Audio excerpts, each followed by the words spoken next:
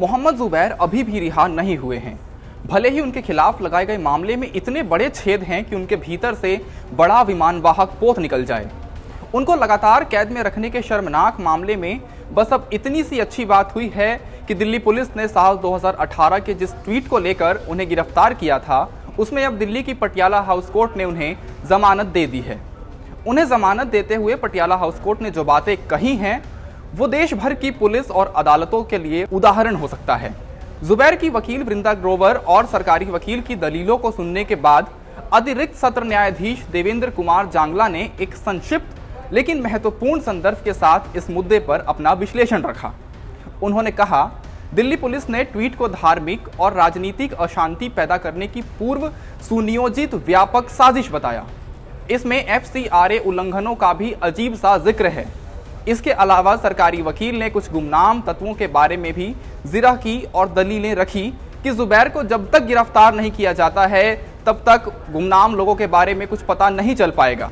लेकिन केस को उलझाने की तमाम कोशिशों के बाद भी आखिर नतीजा क्या है? एक ट्वीट जिसमें जो कुछ लिखा गया था वो वास्तव में कहीं से भी आपराधिक नहीं था। बस इसे एक व्यक्ति को हिरासत में रखने का बहाना बनाया गया। एक ऐसे शख्स को जेल में रखने की कोशिश हुई जो नफरत और गलत सूचना के खिलाफ ताकतवर आवाज है। इसके जरिए देश में हजारों लोगों को डराने की कोशिश की गई। सेशंस कोर्ट ने अभिव्यक्ति की आजादी की अहमियत के बारे में भी बताया। कोर्ट ने कहा, लोकतंत्र में सरकार लोगों की खुली चर्चा से चलती है। अगर लोग अपने विचार साझा करने के लिए बाहर नहीं आते हैं, तो लोकतंत्र ना तो काम कर सकता है और ना ही समृद्ध हो सकता है। और भारत के संविधान का अनुच्छेद 19(1)(a) अपने नागरिकों को अभिव्यक्ति की स्वतंत्रता देता है।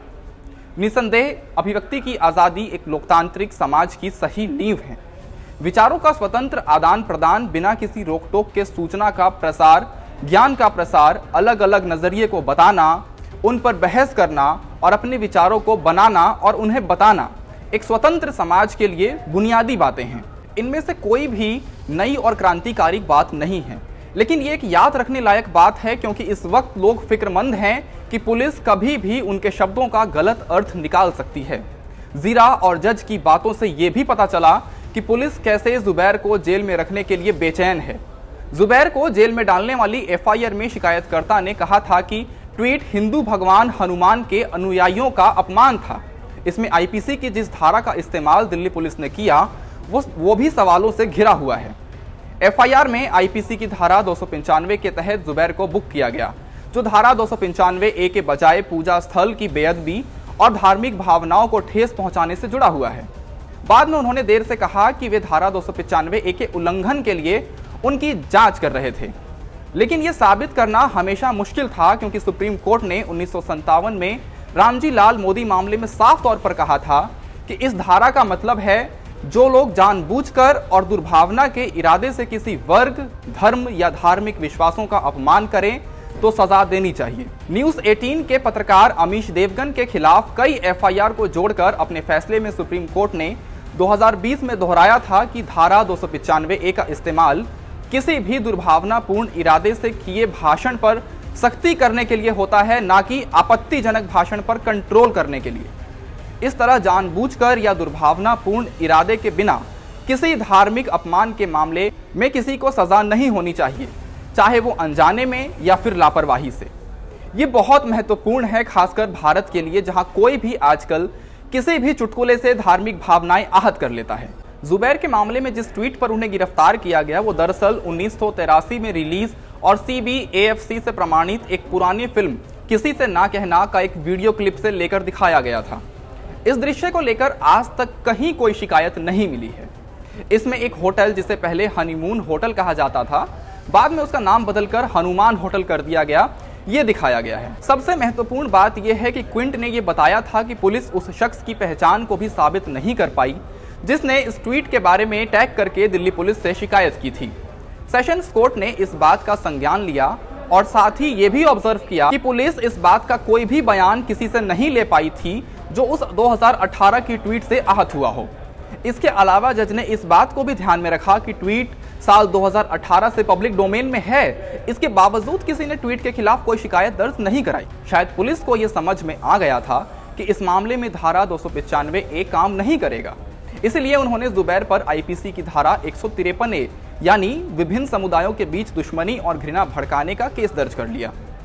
चूंकि उनके ट्वीट में किसी भी धर्म का जिक्र नहीं था और इसे किसी धर्म का अपमान नहीं माना जा सकता था, इसलिए पुलिस को यह दिखाने के लिए दूसरा मामला लाना पड़ा कि जुबैर ने दो समुदायों और धर्मों के बीच दुश्मनी भड़काई थी।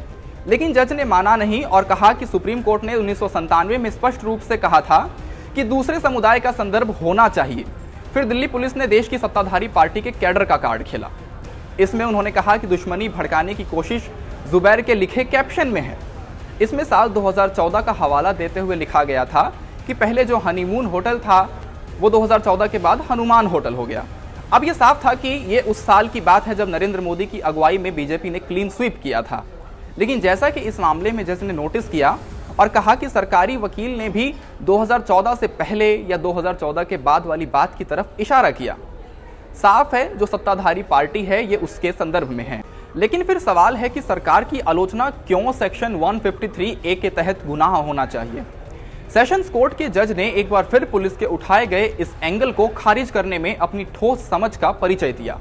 जज ने माना, भारतीय लोकतंत्र में राजनीतिक दलों की आलोचनाएं की जा सकती हैं। नीतियों की आलोचना के लिए राजनीतिक दल जनता से मुंह नहीं चुराती है। किसी भी स्वस्थ लोकतंत्र के लिए असंतोष की आवाज को जगह मिलना जरूरी है। इसीलिए केवल किसी भी राजनीतिक दल की आलोचना के लिए धारा 153A और 295A आईपीसी को लागू करना उचित नहीं है। आखिर दिल्ली पुलिस ने उन पर FCRA का आरोप भी जबरदस्ती लगाने की कोशिश की। पुलिस ने यह कहने की कोशिश की कि जुबैर के ट्वीट्स की जांच के दौरान उन्होंने पाया कि ऑल्ट न्यूज को विदेशों से धन प्राप्त हो रहा था, जिससे विदेशी योगदान विनिमय अधिनियम यानी FCRA का उल्लंघन हुआ था, क्योंकि उनके पास विदेशी चंदा प्राप्त करने के लिए आवश्यक अनुमति नहीं थी। पुलिस का यह आरोप हताशा से भरा हुआ था। वो ये दिखाने की कोशिश कर रही थी कि वे जुबैर के खिलाफ कार्रवाई सिर्फ एक ट्वीट की वजह से नहीं कर रहे थे। यहाँ भी पुलिस ने कई गफलत कर डाली। भारतीयों या भारतीय बैंक खाता रखने वाले ऑल्ट न्यूज जैसे संगठन के लिए पैसे देने पर कोई रोक नहीं है, भले ही वे देश में मौजूद हो या ना हो। जब तक पेमेंट विदेशी खातों से नहीं होता है तब तक कानून का उल्लंघन नहीं होता, और दिल्ली पुलिस इसे साबित नहीं कर पाई। इसके बजाय जुबैर ने कोर्ट को यह रिकॉर्ड दिखाया कि किस तरह से उन्होंने विदेशों से मिलने वाले पैसे को रोकने के लिए कदम उठाए। पेमेंट गेटवे रिजर्व बैंक ने भी स्वीकार किया कि विदेशी पेमेंट उन्होंने हासिल नहीं किया। इसीलिए जुबैर को FCRA की धारा 39 के तहत कसूरवार नहीं ठहराया जा सकता। FCRA के मामले में केस चलाने को लेकर भी दिल्ली पुलिस और सरकारी वकील के दावों को दरकिनार करते हुए कोर्ट ने अपनी समझदारी दिखाई है। हम केवल उम्मीद कर सकते हैं कि ज्यादा से ज्यादा सत्र अदालतें और शायद मजिस्ट्रेट भी कानून की एक समान समझ और उचित संकल्प दिखाएंगे। जब हमारी पुलिस और नेता स्पष्ट रूप से नागरिकों के अधिकारों की रक्षा और आज़ादी का इरादा नहीं रखते, तो कोर्ट भारतीय नागरिकों की स्वतंत्रता की रक्षा के लिए सामने से डटकर खड़े रहेंगे।